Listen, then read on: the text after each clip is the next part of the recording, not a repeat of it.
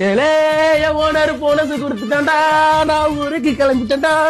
10,000 bonus நான் எடுத்தேன் பாரு பீர்கேசி. 10,000 ஊருக்கா கூர்க்கான்னு நல்ல முறை பால் பண்ண.